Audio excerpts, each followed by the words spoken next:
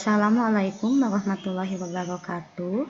Perkenalkan, saya Iyam Siti Mariam. Saya seorang guru IPS di SMPN 2 Cimanggung.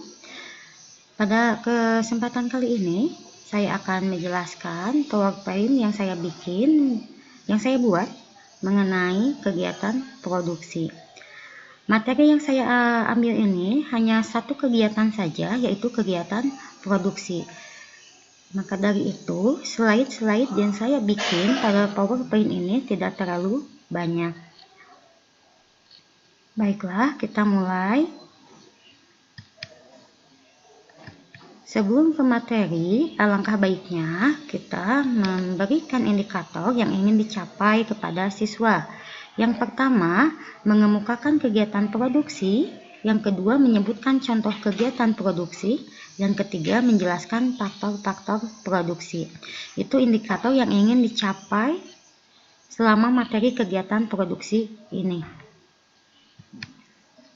Kemudian, saya juga akan menampilkan gambar dan biarkan siswa untuk mengamati gambar ini. Ini saya tunjukkan gambarnya.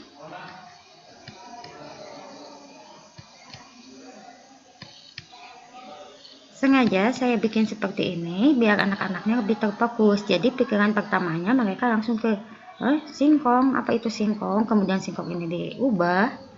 Nah, biarkan pola pikir mereka sendiri. Jadi jangan kita terlalu arahkan, terlalu paksakan, biarkan saja dulu supaya anak-anak ini mengamati gambarnya. Oke. Nah, sampai gambar ini.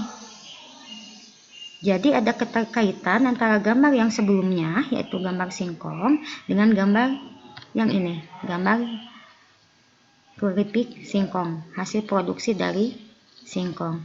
Nah, ini dari kedua gambar ini diharapkan anak-anak sudah bisa menjelaskan apa pengertian produksi, walaupun masih dengan pengertian menurut mereka sendiri.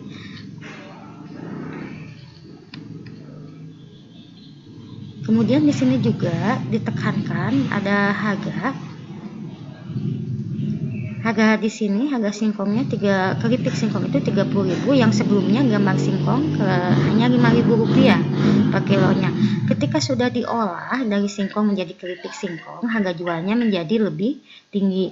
Nah, di sana diharapkan dari gambar yang saya munculkan, beberapa gambar ini diharapkan anak mudah-mudahan bisa memahami apa itu produksi. Dari sana mereka bisa mengetahui bahwa produksi itu mengubah bentuk dan mengubah nilai. Awalnya bentuknya itu singkong diubah menjadi keripik singkong, dan itu nilainya lebih tinggi dibanding singkong yang harganya awalnya cuma Rp5.000 per kilo menjadi Rp30.000 per kilo. Nah, oke. Kemudian juga saya akan tampilkan gambar. Di sini ada gambar kayu gelondongan. Nah, kayu gelondongan ini supaya nilainya bisa lebih baik, nilainya bisa lebih bernilai guna, bisa diubah menjadi lemari, kursi, kemudian meja, dan kusen ya, bagian dari rumah. Nah, ini kayu gelondongan yang telah diubah bentuknya. Nah, ini disebut proses produksi. Jadi proses produksi itu selain mengubah nilai guna, juga mengubah nilai bentuk.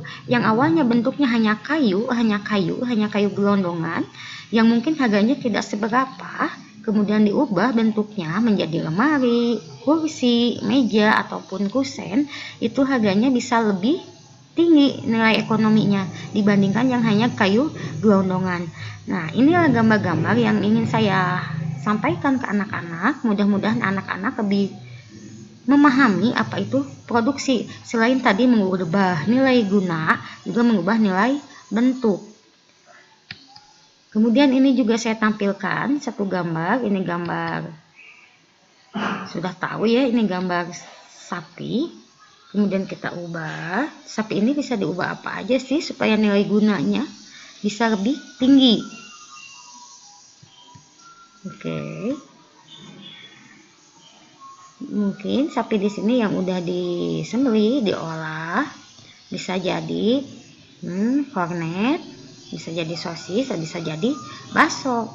Nah ini kalau misalkan sapi disembelih kemudian dibiarkan, mungkin tidak bisa tahan lama, tetapi kalau sudah diolah harganya juga lumayan tinggi, harganya juga tinggi, kemudian juga tahan lama. Nah ini ada juga ini yang bakso, yang mungkin harga sapi beli sekilo, ketika diubah jadi bakso bisa beberapa porsi, itu menghasilkan keuntungan ya. Nah ini fungsi produksi di sini, menambah nilai guna dan nilai bentuk. Kemudian juga di sini saya menampilkan beberapa gambar, ada benang, ada kapas, ada baju, ada kain. Nah dari gambar ini, dari keempat gambar ini saya mengharapkan atau saya mengarahkan siswa supaya mereka bisa mengarahkan menyusun gambar ini menjadi suatu proses produksi, kegiatan produksi. Di sini ada benang, gambar yang pertama itu benang, gambar yang kedua kapas, yang ketiga baju, yang keempat kain. Nah dari keempat gambar ini saya berharap siswa dapat menyusunnya.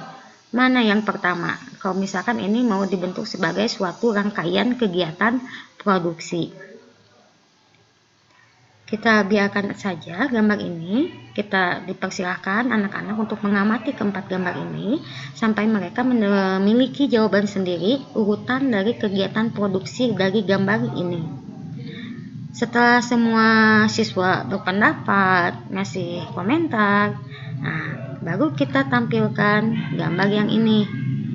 Oke, jadi kita samakan persepsi dengan anak-anak. Kita arahkan yang belum terarah ya.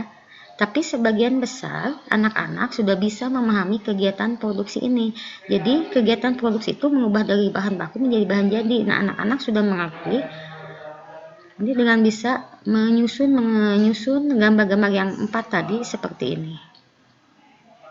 Mulai dari kapas, kemudian diubah menjadi benang, dari benang menjadi kain, dan dari kain diubah menjadi baju. Ya. Oke, mungkin itu aja kegiatan produksi yang bisa saya sampaikan, materi kegiatan produksi yang bisa saya sampaikan. Mudah-mudahan bermanfaat dan saya ucapkan terima kasih. Assalamualaikum warahmatullahi wabarakatuh.